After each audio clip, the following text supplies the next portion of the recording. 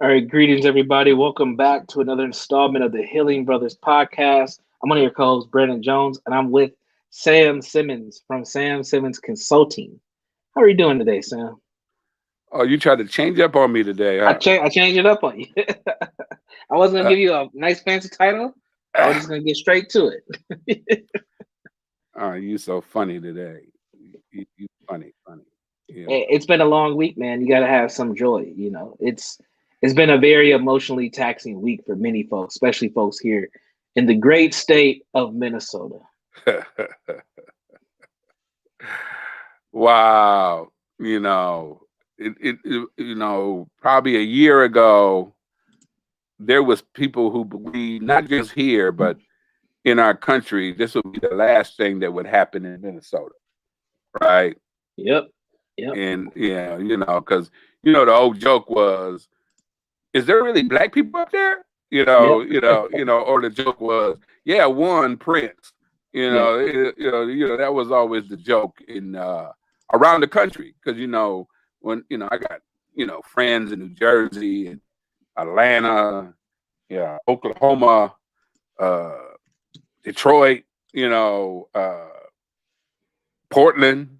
Although Portland, no, we got a few black folks because Portland in Minneapolis and Minnesota are fairly similar in terms of the numbers, Hmm. and fairly similar in terms of how they deal with us too. But that's a whole nother conversation for a different day. And so it is. It's like being here in Minnesota is like sitting in a nightmare, a continuous nightmare, a continuous, um, because people say, well, Sam, how are you doing? Because, everybody's checking in.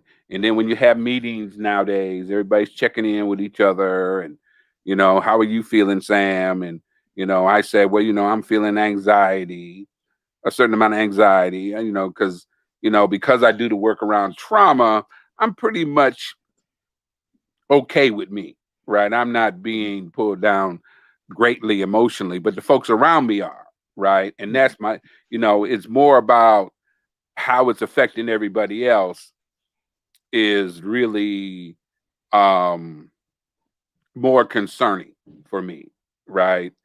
And the more people, even people who are close to the narrative around trauma, that were having that narrative before this all went down and really was starting to do that work around trauma, are having difficulties. But the folks who are further and further away from it, Yeah, um, their response is, what we have seen, right? right, Um, um, um, Really emotional, right. and we know that when we're talking about highly emotional folks, they react to things before they um, think about them, Right. and then they and everybody around them have to address their emotion or address the outcomes, depending on what did they do in that state of emotion. Right. Um, and we have a tendency as a people when it involves us to pay the bigger price all the way around. You know, um, um, it's like the whole thing about you can be right and wrong at the same time, and we pay a Right. bigger price for that than our counterparts. At least it appears to be. You know, Mhm. people always would write, people outside of the community want to write it off as we being biased and well, I think you're overstating it and that kind of stuff. And I can't say it enough. It's not paranoia when it's true. You Right. know, you know, Right. it might not be your truth, but it ain't paranoia when it's true.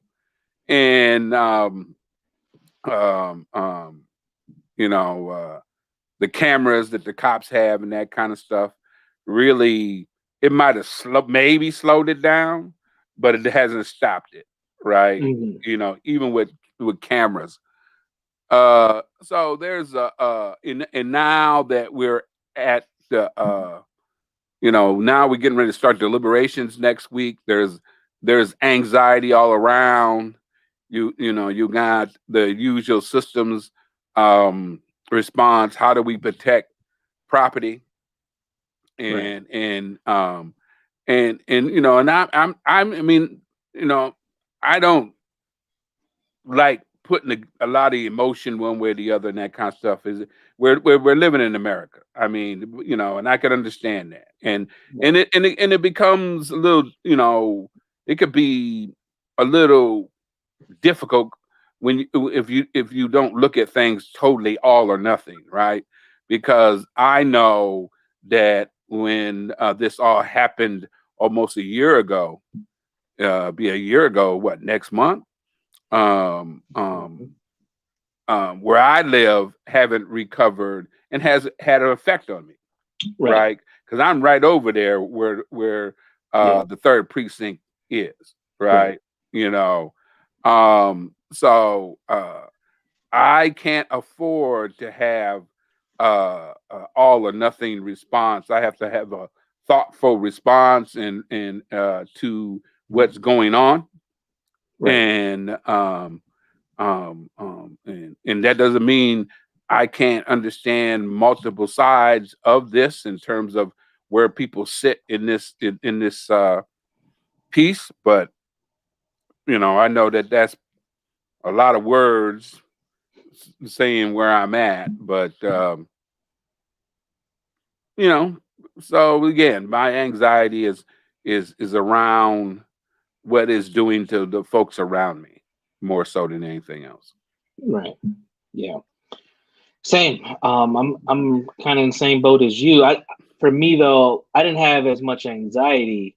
I had more just exhaustion. I was in a space and place because when this stuff happens, whether it's at this point nationally, locally, then given the work that we both do, the demand on us is increasing, and it's just like, damn, man. Like we don't even have a lot of times we don't have an opportunity to really process what happened because people are reaching out to us to do stuff, to speak on it or talk. It's like it's like I'm trying to deal with it too, man. Like, Oh God, yeah, it's well, like, but I think when you bring that up, that part of contribute. That's I use the term anxiety, yeah, for that. But you're right. I mean, I did NPR this week. I did Spokesman this week, yeah, and then I have my own radio show.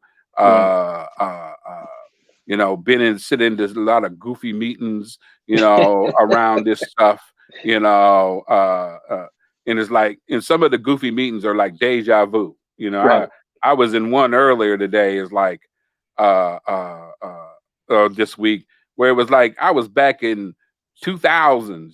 Where you got all the same, and the only difference in the people on the screen where they're older, right? yeah, Some of the same yeah. people, Same uh, conversation, same conversation, same strategies. well, I don't even know if they had it. Well, that I guess that was Exactly, part, that's the point. right. There ain't one. And it was the system, somebody leading the story, the systems person leading this conversation. It was open conversation, and where Holding space, huh. holding space. Yes, Yeah, how do we move forward in this? And you had, multiple individuals of color from different walks of life that's a whole nother challenge, right? right. When that whole BIPOC kind of deal, Yeah. and if you sit in those meetings long enough, you start seeing some real differences when we start talking about some BIPOC, right? But BIPOC. yeah, yeah, especially when we start talking about black is a bad word, right? You bring if you start focusing on black, it stir up stuff even amongst BIPOC folks, right? So, Yeah, yeah. It's uh, interesting. yeah, yeah, yeah. So it's complicated, but it's not, right? Right. And what makes it complicated is everybody tries to. You got one group that's trying to explain it away, and you got another group that's so tired and upset, they just snap, Yeah. and you in trying to find that middle in there, it gets difficult. It gets very Right. difficult because you gotta find that not the middle in terms of what you do, because you might have to do some drastic things, right? Right. Because we might there might not be a middle of the road, but if you can't identify what the middle of the road is, or you can't identify, put all as many of the factors together in that middle, in that bowl, right? Because we got multiple factors going on here, right? Right. If you can't get to that because of your emotions and because you're trying to protect white supremacy, Hmm. right? Um, I don't know. Yeah. I do not know. Yeah. Yeah. For me, when it comes to doing this trauma work and doing it from a place of dealing with diversity, equity, inclusion, I'm just going to use the buzz terms. At some point, you have to deal with cultural dynamics, and you have to take an honest look at culture and be objective on culture. And I think that's part of how both of us have kind of separated ourselves from other people who do this work, is that we try to take an objective approach to it as best as possible, because it can't just be one off. Because when we talk about dealing with white supremacy or white supremacy culture, but then you see the stuff that happens inside the community, there has to be a balance there. And just like Dante Wright, like there was a lot of bad that happened on both directions, and fatal mistakes is what I've been saying all week. Fatal mistakes, and if we're not going to have that conversation objectively, we stay in a heightened emotional standpoint. What ends up happening is it sounds like blaming the victim for folks who are trying to keep that balance, and then nobody heals, and then the grief just continues. Right, right, And that's been the piece for me this week that I don't want to say struggling with, but just thinking about, like, how to articulate this message where it doesn't sound like, how can I articulate, not does it sound like, how do we move forward together given that this stuff just keeps happening, plus all the other stuff that's going on, because shootings continue. There are a couple people that died since then in the community. Like, I have to balance both worlds and articulate it both directions, and that's not easy. well, we don't have no other choice. The reason we don't have no other choice is we have to deal. We have people who are dealing with both, right? Right. And that doesn't, they don't come to us about one, right? Exactly. The police involved shooting, and then community involved shooting. They don't come to Right. us with one or the other. No. And I know there's people in our community who are focused on one or the other, which is Right. fine. I can't waste my time talking about which you do ain't the right thing, right? Right. Because I ain't doing it, right? Uh, uh, uh, and I, you know, don't have a whole lot of time for that, Right. but yeah, Yeah. And just like the comment that Prince dropped, you know, on Facebook, the at some point we got to have a conversation about how black men and black male bodies are at the center of all this mess. Nobody wants to talk about it. Nobody wants to put funds behind that.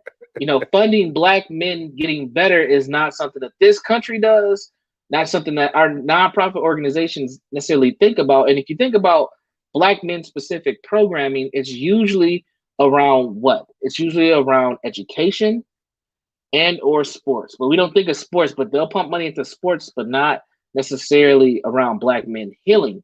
And it's right, important because on both ends of the conversation, the community violence and the police involved shootings right, involve what? Black male bodies, right. mostly. Sometimes you'll get a black female, black woman involved, but typically it's black males. But again, when you say it's about black male bodies, those bodies, what happens about those black male bodies then you have black female bodies feeling obligated to protect those black male bodies. Hmm.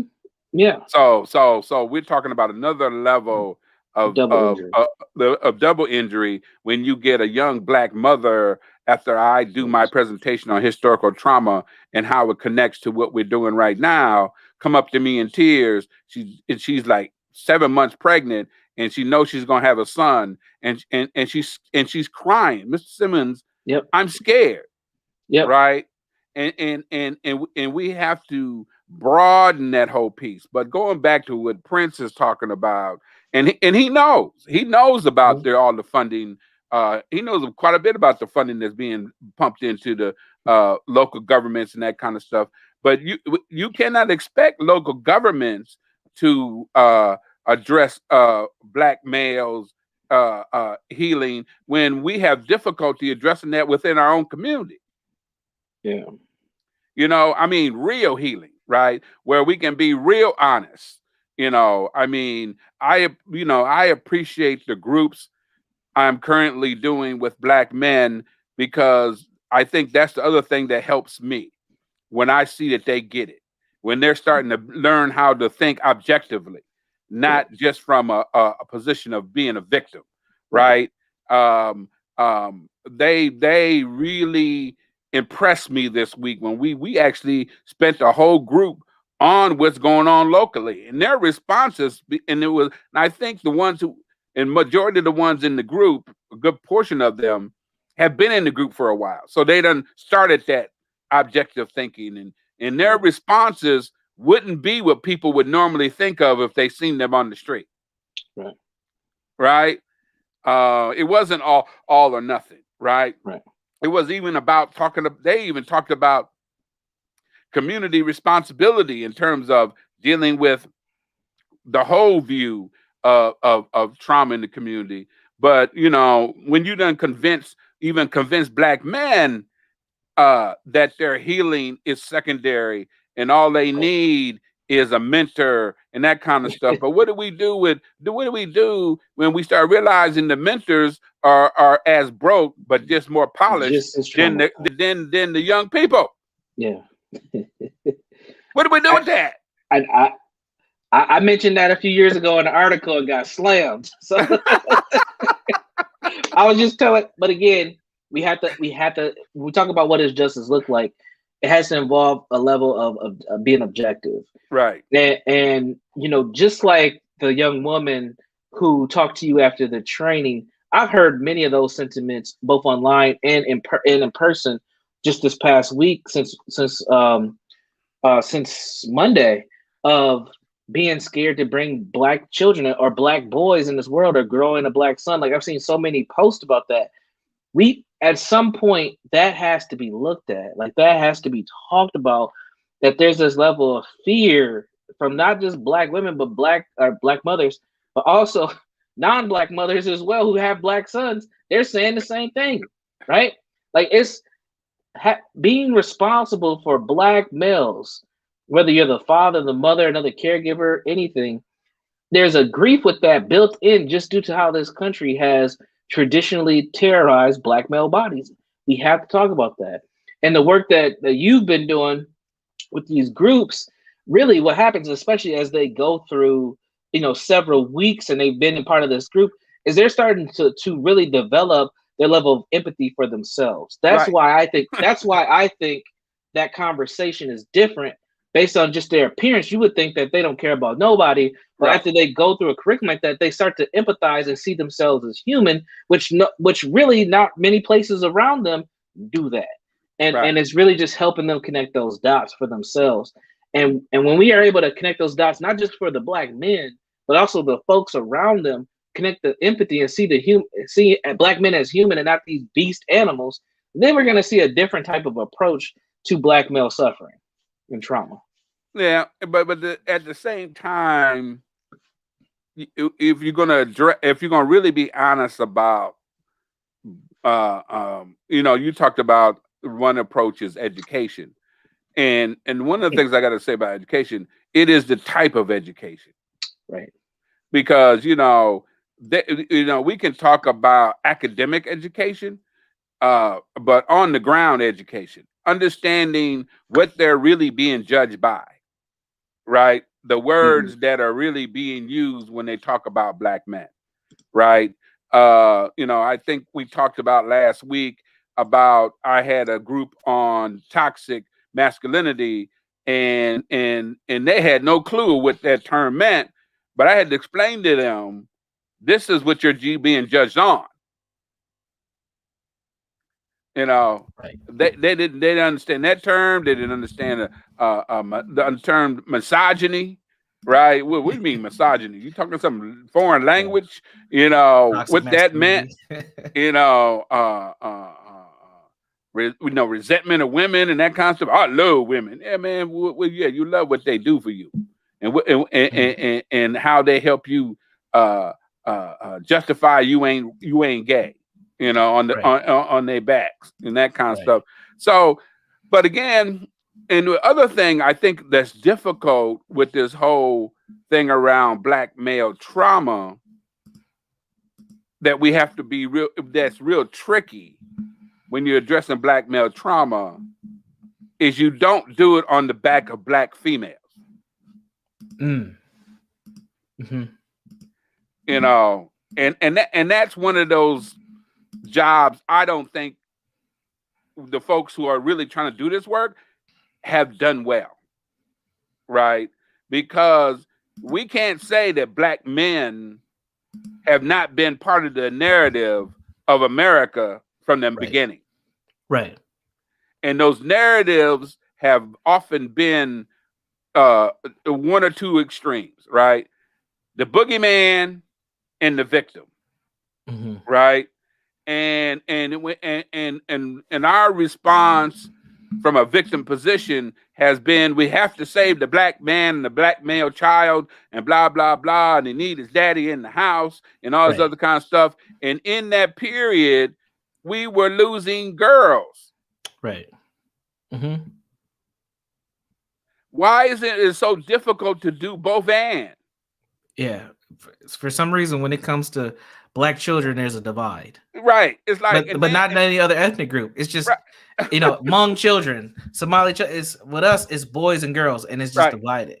And then we want to be surprised when we end up being adults, men and women, Yeah. right? And then that's like, and Right. and then the okie doke is the setup from the slave quarters was to put black women in a position of being responsible for everybody but themselves, right? And they have taken that on, and at the same time, because they were put in that position in the slave quarters to be, give their appearance that the white man was listening to them over the black man, we can't see through our own pain that we done got set up for the okie doke. So black men end up resenting black women, because black women had gotten put in a position where I might have some say so because that white man liked my booty, right? That kind of thing.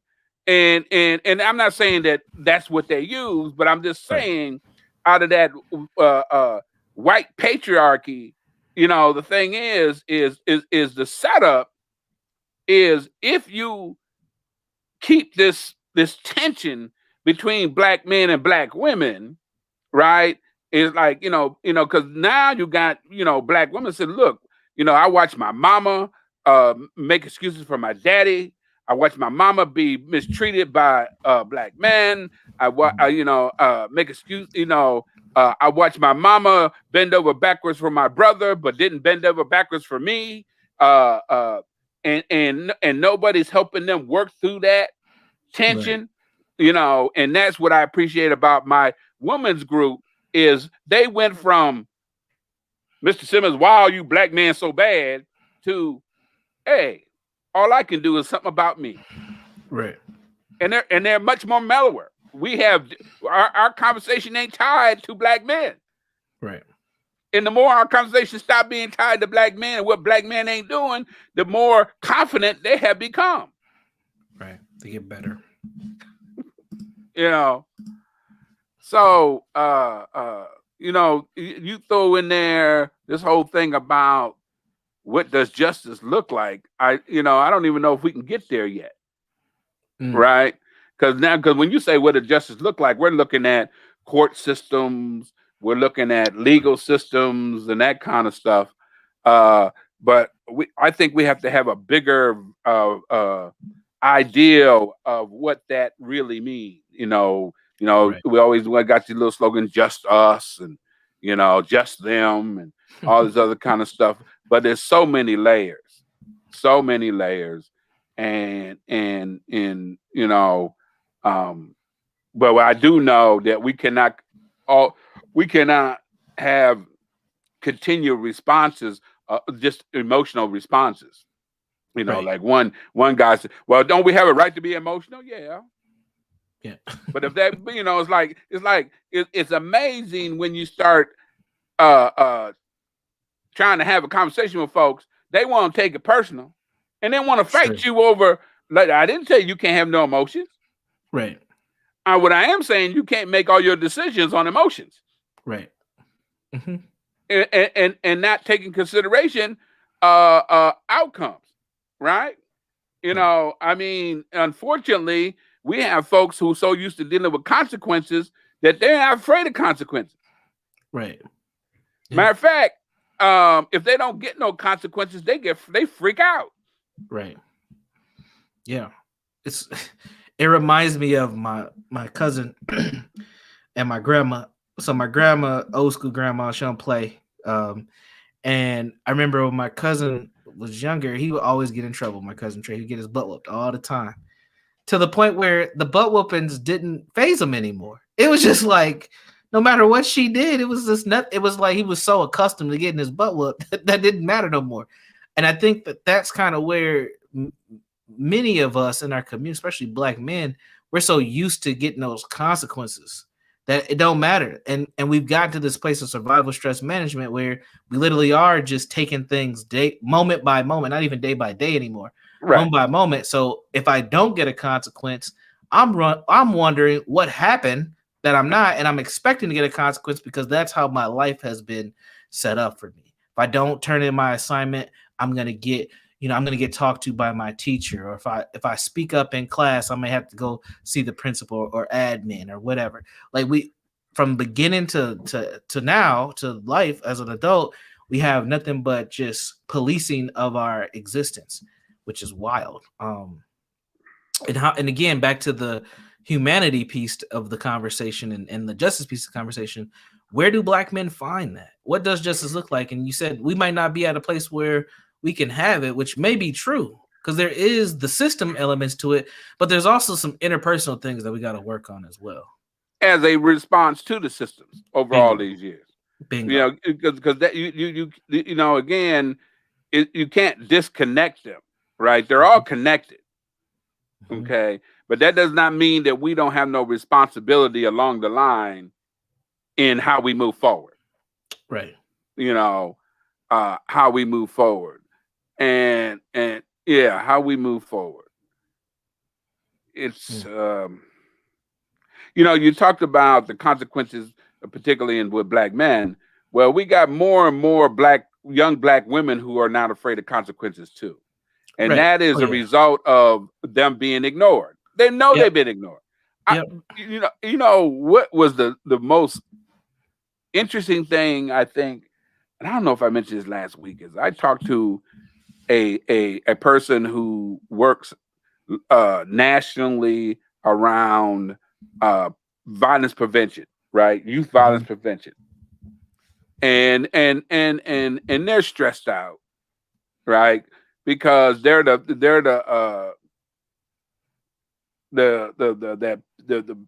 point person in the initiatives in their particular city, and they're young. I mean, they're not. I mean, and I think they're in their 30s. I believe. I think they're in their probably middle to late 30s. Been doing the work since they've been a teenager. Since they got out of school, went to school for a lot of this stuff, and heart's all in it, and they got their own little life, family they got to deal with because they're like the caretaker of the family, down from the grandmother and all down. And what she said was, she says, the community got to make peace with the fact that they have ignored us. Mm. And when I say ignored us, she said young people. Yep. And she was talking about the community. Mm-hmm. And we're talking about somebody who will get in the face of mayors, governors, and have done it about systems. But she says, starting with my generation, the community haven't cared enough about us. Yeah, there's no investment. And we're talking about the community. Yeah. And when we talk about investment, we're not talking about money necessarily. No. What I'm talking about is intentional actions. Right. But doing things for children to be steered in a particular space to take care of the community. From what I've discovered, it started with Generation X, like midway through them. Then it got to the millennials, and now we have Generation Z behind us millennials. And it's been this notion of just keep your head down, go to school, get a good degree, get a good job, and you'll be okay. That ain't how this works. That's not how this society works, man. No. There's no networks for us. We have to build all that on our own. Damn near everybody I know is a first generation college student as Black professionals. Like, we're all starting from ground zero, and we talk about generational wealth. We haven't even begun to lay the foundation to have a generation of nothing but trauma. Right. Like I hate to just get so black pill and just deep, but that's where it's at. Like, when you expect me as a Black, I'm 34 years old. You expect me as a Black young person to compete with other 34-year-olds, and they have networks and associations and things that help them continue to move forward. But we keep talking about the bank won't give us loans. Like, there's much more to it than just getting a loan. Some people don't even need a loan. They just start the business because they got handed off to them, right, or they collectively as a community put it together. It's like we, as a community, due to trauma, historical trauma, we have literally lost the intentionality of building something for our children. And we have given up the responsibility of cultivating our young to have a civilization, a society, to white folks. And white folks do what white folks do. They'll turn it to capitalism. So yeah, we'll get a program for your little Black boy. Like, we'll do this for your little Black girl. It became a job. Now, how do you think white women got into the workforce? Social services, on the back of Black and brown pain. But we don't want to talk about that. Well, you bring up something else, being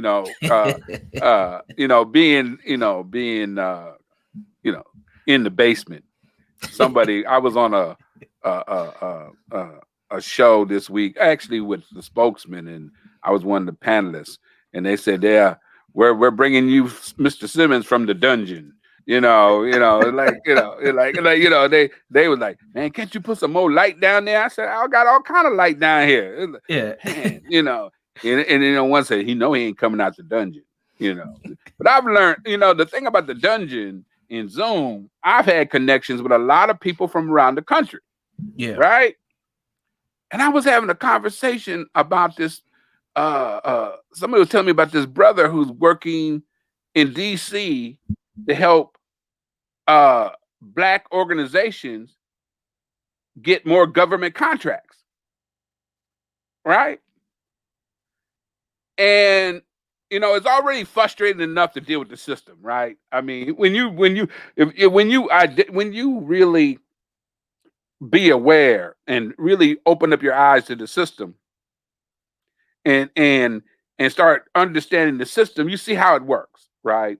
It ain't about what you know and all. It's about who you know and the connections and all like that. And like you're saying, a lot of us don't have those connections. Now, there is a portion of us Black folks who do have them connections, and that's a whole nother conversation in itself, right? Because I've been in that group too, and that's you're talking about some trauma. It's a different type of trauma, right? Like, even that is a small fraction of the Black folks. Like, that's like, if we look at it just based on numbers, what, maybe 10%, not even, probably like 5% of Black folks who have that kind of what we call elitist or bourgeoisie class. That's it. And the connection point for some is through fraternities and sororities, but even we know that that's not a huge portion of us either. So like we have to have a real conversation about that. But back to dude, and he, he's down for the brothers and the sisters, and he says, I will get these white folks, and he says I'm the only one in the room, so I'm having this battle by myself, right? And we're talking about in the organization he working with is one of these organizations. What is the next level above foundations? Because there's another level of money that's above foundations. It's just straight philanthropy up there. Yeah, straight philanthropy. It's just like straight from the family.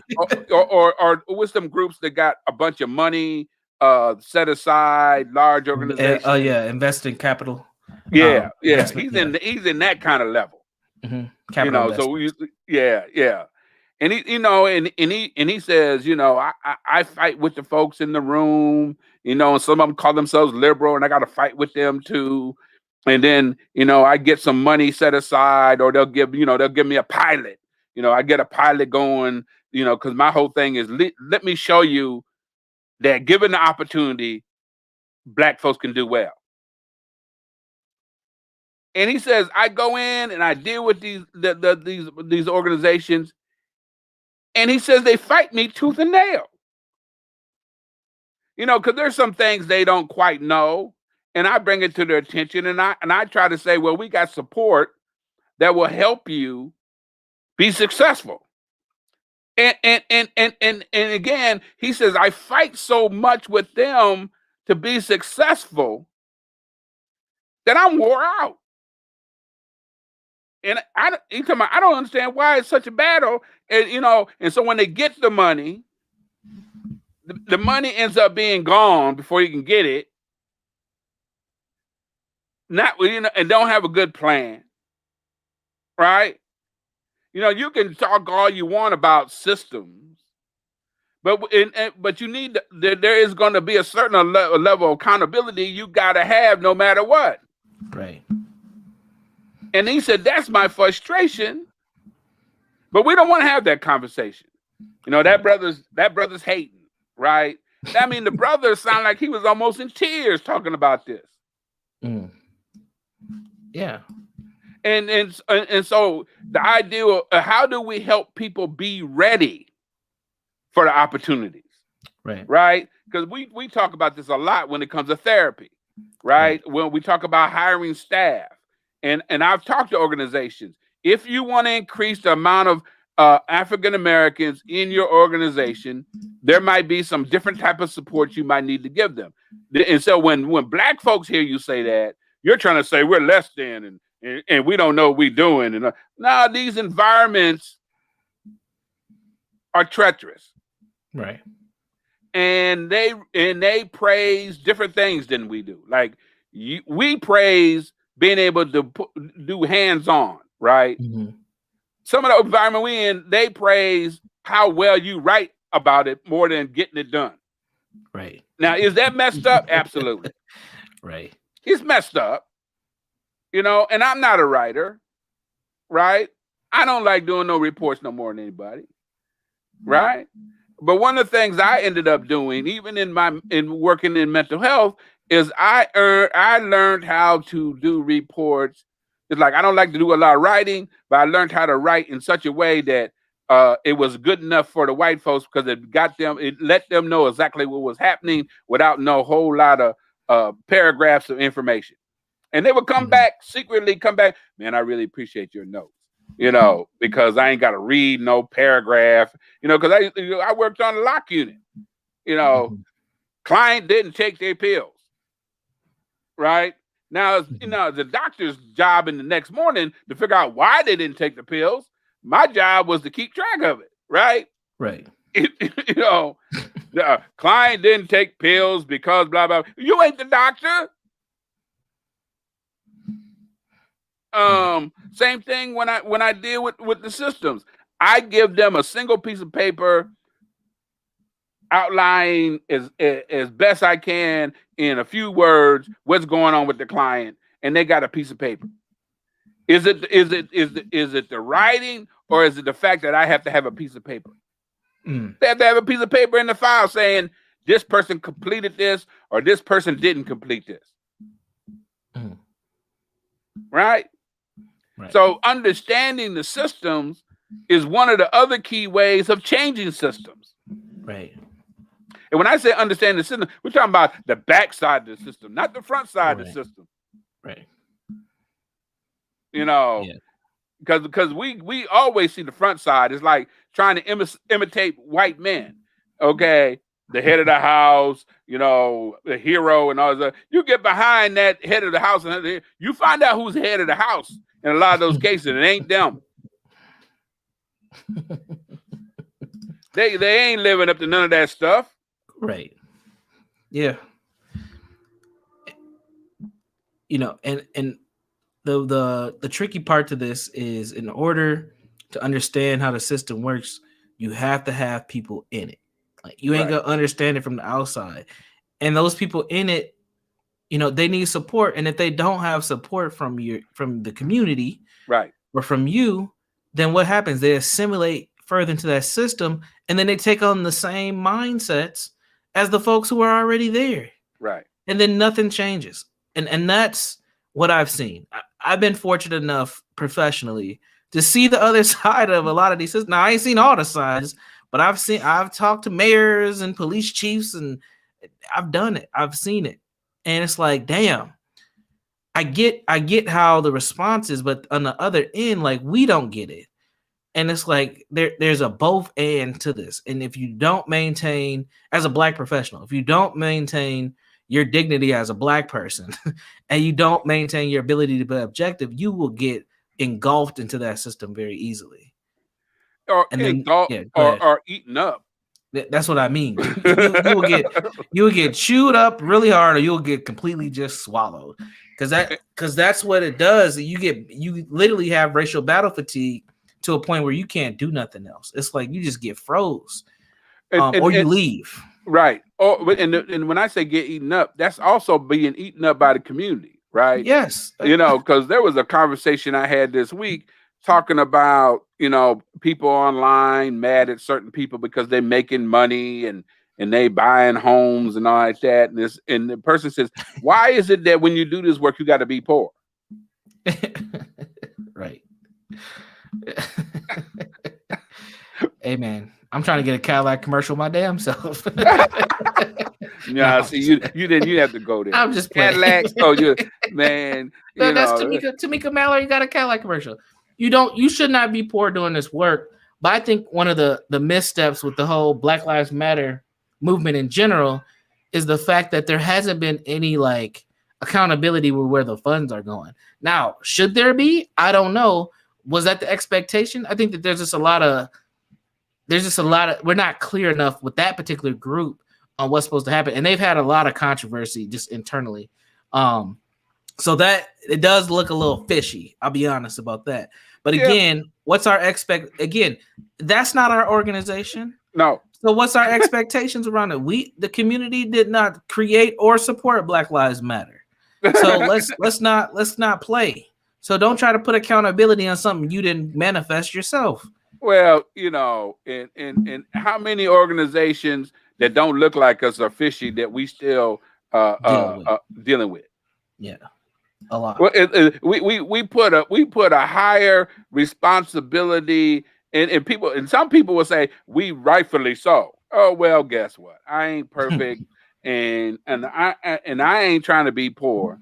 Now again, Right. I probably could be more well off if I would act right, but I can't do that either. But I can live with me and not have to go hungry at the same time. And but at the same time, when we talk about understanding systems, we also have to understand our own people. Yes. So and how they do look at us, probably not rightfully, but they look at us, the ones who are out here with who show their face, put an extra burden on us that we do not deserve, right? And so and I ain't got no problem folks questioning folks either at the same time. Because you got this all or nothing response. You shouldn't question. I ain't got no problem with all that. Right. I mean, people question me and I don't really give a doo-doo. It's like, man, long as I know that I'm in right place, and maybe, I'm not that famous, and and again, if I'm gonna have a commercial, it'll probably be more of a Benz, or You ain't gonna get. Bentley. Hey, I'll take them GMC checks. Yeah, Bentley. I'll pull up in Whatever. the new Escalade. Hand me the Hey, keys. I have an aversion to Cadillac, but just be nice because we might get in trouble. Probably already in trouble, But all of this kind of, so we have the difficulty for the Black community. We have this external and internal, and we can't do one or the other. We got to figure out how we're going to do both ends. And when we talk about what justice look like, that's the responsibility, no matter how unfair it is, that we have as a community. How do we do both ends? How do we fully make our community safe? When we're talking about policing, you got the young representative out of Talib. Where is she from? Detroit? Representative Talib. I don't remember exactly. Yeah, well, they all, on her case because she's talking about, get rid of police totally, and the good liberals is like they equating her with the white representative who's talking about having, the Anglo-Saxon, what's that one with the little white woman that came in behind Trump? They already done took all her assignments away from her and stuff. Yeah. I don't remember that. Let me Google it real quick. I mean, yeah, they equating to lead to her. Right. Throwing her completely under the bus. Right. Because she talking about, we should just get rid of police. Period. She ain't even talking about defund or anything. Right. And there she goes. There's Val to Marjorie, whatever the girl's name is. And these are the so-called woke white folks doing this stuff. How dare she talk about get rid of police altogether? I mean, Marjorie Taylor Greene. Yeah. It's like they, and these are the woke white folks, okay? Right? They're gonna say that she's the liberal side of that because to leave is she's crazy because she's talking about getting rid of police altogether. Hey, from a person of color standpoint, now I might not make certain. We know we probably can't do that, but that ain't that off the mark for somebody who a group of people who have not had good experiences with police. Right. I might not agree with her, but when I seen these so-called liberal white folks roll their eyes and then started equating them with this little white supremacist, right? She said, "Get rid of all police." She didn't say get rid of all white people. Yeah, and they call themselves woke, right? Oh, give me a break. Oh my goodness. All this over the top drama stuff ain't getting it's all get you on TV and everything else. But man, I mean, we're talking about some serious rethinking of not just police, but systems. Right.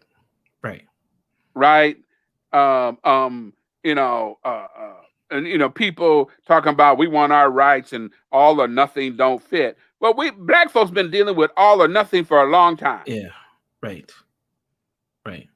We've been conditioned under it. Right. It's like you gonna do it, and they're talking about, well, if you black folks would apply, comply with police and all that ain't no guarantee that you ain't gonna get harassed. Why is it that when black folks get stopped, they got to be on the ground? Right. This is ridiculous. It's so many layers to this. Or you have the white man here in Minnesota. The police are called on him because he done slapped. I think he slapped the crap out of somebody who asked him to wear a mask in the store. Now remember, if it's my store, right? I can have these, especially if it's about protecting everybody, right? Yep. And asked him to wear a mask. Yep. And he refused, and I don't know if he just cussed the clerk out or threatened the clerk. They called the police. Police come. He jumped in his truck and went and got out of his truck. Now remember, all this is going on. Ain't nobody shooting at the man. Ain't nobody shot him. I mean, this dude, they done jumped on the truck, the policeman stuck his arm into the truck to try to unlatch the truck. The dude pushed the button and locked his arm in the truck and takes off with him hanging out of the truck. Ain't nobody shooting yet. Not one bullet. Not a bullet, because you got other policemen there, right? Secondly, he got a utensil in his belt to break glass. I guess, if you run up in somebody's drowning with what they call a glass hammer. He used the glass hammer to break the window out. He still ain't reached. The next thing he still ain't reached for is his gun to shoot dude, right? Dude get the hammer. It hit him in the head. And the dude's alive. Right. Dr. Francis Cress Welsing. Cress theory for colorism, which talks about that black threat. You got to eliminate the threat. I mean, do you know how soon they would have shot in the car? They would have shot in the car when he got in the car, wouldn't get out. Oh, that's what just happened. And so the thing is that young man out in Brooklyn Center supposed to not be scared. Right. Okay. And this is in Minnesota. And the thing is the other thing about that, when I think about that, I'm quite sure in that community they know dude. Yep. Which brings up the whole idea of not having no police officers live in Brooklyn Center. Right. And they know, dude. They, and again, the idea he's one of us, and it's the same thing with what happened in June 6th. We still sorting through all of that noise and trying to justify that craziness. And they talking about Blue Lives Matter, and they in there trying to take out police officers. January 6th at the Capitol. Yeah, I mean, yeah. And then we want to, she made a mistake. No, that woman who pulled that gun. Now think about this. I said this on my radio show, and I'm going to break it down again. Okay. She was a trainer, 26 years. She's also on the police union, right? Yeah. She had student or young police officers. She was training them. They were on a training mission. So, if we're on the training mission, now I'm just hypothetical. If I'm let's see if we can find somebody to stop. Okay?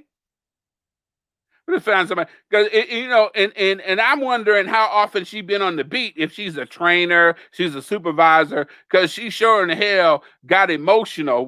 Made a response on emotion. And they talking about, how could you pull it? She had the gun out before the boy tried to get in the car. Yeah, she already pulled it. She already pulled the gun. And then when he surprised them all with his little and jumped back in the car, she done forgot. She done got so shook. She done forgot she got the damn gun in her hand. That's how it happened. Right. And again, she's a supervisor. And then you got to understand, Chauvin was the senior police on the scene that came up later. Right. I'm gonna show you youngsters how we really do, niggas. Think about this. So when they try to, distance themselves from, Chauvin and all that, man, these old kids, they never called me back. I did a historical trauma training because some of our, liberal whites was saying, man, this training, we should do this for our new, in our police training, right? And so the police training, They also do the ones who do the police training. I think for the Minneapolis police, I think it was Minneapolis. Also do for outer areas, Right. outer communities and that kind of stuff. And this particular training was for all those folks from the outer areas, right? So I was going to do my presentation after lunch. So I came just before lunch, and they had a lunch for me, and I'm sitting there by myself with my lunch, which is fine, because I like observing people. And there was a trainer, white woman, right? And one of the people during the lunch says, "What if I just see somebody I think is suspicious, and I think I just want to stop them? How do I do that legally?" You know, she told him, "Oh, you can stop anybody. All you can do is follow them." She said, "Nobody drives perfectly. Wow. All you can do is follow them." And she said, because, think about it. You know how you go up to a stop sign, you live in the neighborhood, you go up to a stop sign, you don't see no cars coming, you kind of do a rolling stop. You know that's against the law. Mm-hmm. And this, in 5 states, it's against the law to have a air freshener on your rear view mirror, right? Mm-hmm. Yeah.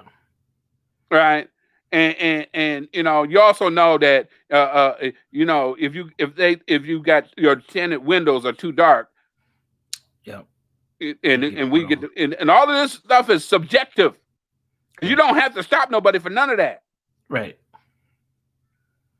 Matter of fact, you can be stopped. I've been stopped because I bought a license plate protector that's sold in the auto store, okay, in Minnesota.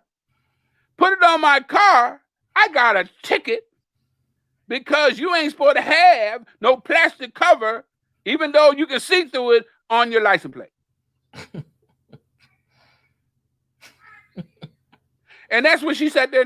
It didn't matter if the person really thought they were doing. No, just follow them, because there's no perfect driver. She said you'll eventually have some reason to stop them. And I'm sitting there like, wow. And they were, they was just a giddy, and that was their conversation, and that was one of the worst presentations I ever done, because their response to the presentation was, I thought I had to close my eyes. I thought I was at the Klan meeting. Well, that happened back in the day. We don't do that kind of stuff nowadays. And what are you supposed to do in this? And I was like, whoa. Yeah. Even if they invited me back, I wouldn't go back. I ain't putting myself through that. No. But this was a training session. Yeah. We cannot disregard the fact that these were the senior officers in both these cases. And I'm willing to bet that Chauvin have been at some of them training sessions, being one of the little keynote speakers for all the young new police. Mm-hmm. Yep. Setting a tone for the culture. Right. And it's like, but and out in Brooklyn Center, they all come back, talk about how great a woman she is and all this other kind of stuff. And now we they done dug up on the poor little Wright boy. It went from just a misdemeanor, and they said, well, the reason there was a gun charge is because they keep adding on to but basically all he did was miss a court date. That's why the warrant was out. Right. Yep. And then on top of that, a guy, again, you're doing a training and you're in Minnesota. We already know that folks are having difficulty getting their tabs, but you just, because you was showing off, you picked, think about it. That could have been anybody, on training day. Training day. King Kong ain't got nothing on me. Right. Uh-oh. Yeah, it's bad. Yeah, man. Rest in peace, Dante Wright. And Minnesota at this point, we're averaging one police shooting a year now since what, 2016? Oh, you mean one major? One major one, yeah. One major one, yeah. One that goes viral. I Yeah. mean, um, uh, Clark, who died a block and a half away from the sixth precinct, didn't get that much attention. Philando really kind of kicked it off, but those things happen. So I don't think people remember how close in time frame those two shootings were. I think it was Right. like November to July or June for Philando. It's just like we just keep getting these, and I got people that I know from around the country reaching out like, "What's going on in Minnesota?" I'm like, "This is all over the United States. It's just going a little more viral here." Yeah, I yeah, mean, that good always lord, get me. Right. It's yeah, like, it's like, well, now y'all know black people live here. yeah. Unfortunately, it's because we're dying. That's a damn shame, but yeah.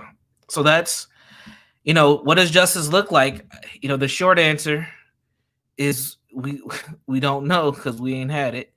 The long answer is there's pieces that need to be in place to get to a space of justice. Part of it is on us and our own accountability and doing our healing work and developing opportunities for our young people to do better in this world.